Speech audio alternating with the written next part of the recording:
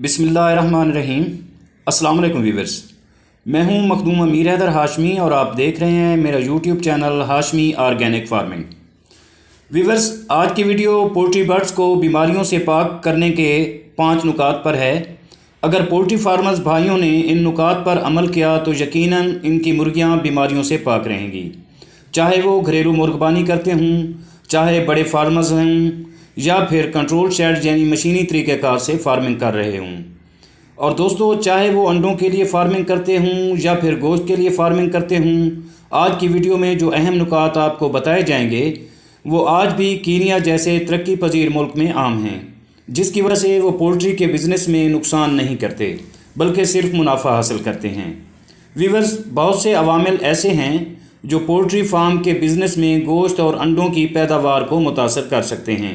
इन अवामिल में बीमारियां, दर्जा हरारत में उतार चढ़ाव जैसे गर्मी की शिद्दत या ठंड के असरात के अलावा शिकारी परिंदों और जानवरों का खौफ मुर्गियों में अंडों और गोश्त की पैदावार को मुतासर करता है।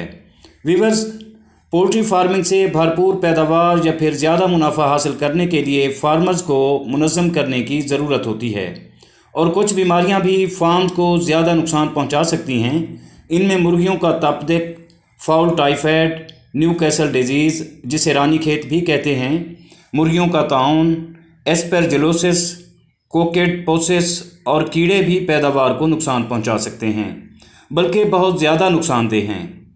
वैक्सीनेशन इन बीमारियों की अक्सरियत से निमटने के लिए कुलीदी हैसियत रखती है, लेकिन साफ़ सफाई और हिफ़्ज़ान सेहत के असूल पोल्ट्री को 90% तक बीमारियों से पाक रखते हैं। तो खैर व्यूअर्स, अब चलते हैं उन नुकात की तरफ जो आपकी मुर्गियों को बीमारियों से पाक रख सकते हैं। व्यूअर्स, पहला नुक्ता ये है कि आप अपने फार्म में किसी भी बाहर के बंदे को ना आने दें, बल्कि फार्म के दाखिली और ख़ारजी रास्तों और दरवाज़ों को मुकम्मल मुकफ़्फ़ल रखें। बाहर के लोग आपके फार्म में हरगिज़ दाखिल ना हों।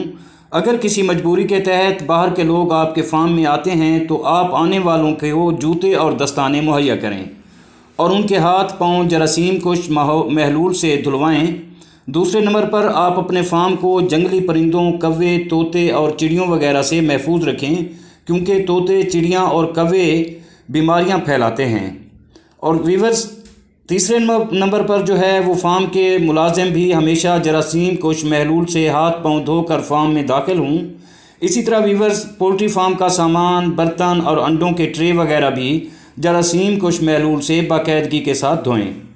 पाँचवें और आखिरी नंबर पर बाहर से आने वाली गाड़ियां जब फार्म के अहाते में दाखिल हों तो उनके टायर भी साफ़ और जरासीम कुश महलूल से धोने चाहिए। व्यूअर्स, कुछ फार्मों पर टायर बाथ का इंतज़ाम होता है, ये एक अच्छी बात है। इन नुकात पर अमल करके आप 90% अपनी मुर्गियों और परिंदों को बीमारियों से पाक और बचा सकते हैं। दोस्तों, अगर आपको वीडियो अच्छी लगे तो वीडियो को लाइक और शेयर ज़रूर करें और कमेंट्स में भी ज़रूर बताइएगा, अपनी राय का इजहार ज़रूर कीजिएगा। और दोस्तों, अगर आप मेरे चैनल पर नए हैं तो चैनल को भी ज़रूर सब्सक्राइब कर दें। बहुत शुक्रिया। जल्द मिलते हैं किसी अगली वीडियो में। दुआ है कि अल्लाह हम सब पर मेहरबान रहे। आमीन। अल्लाह हाफिज़।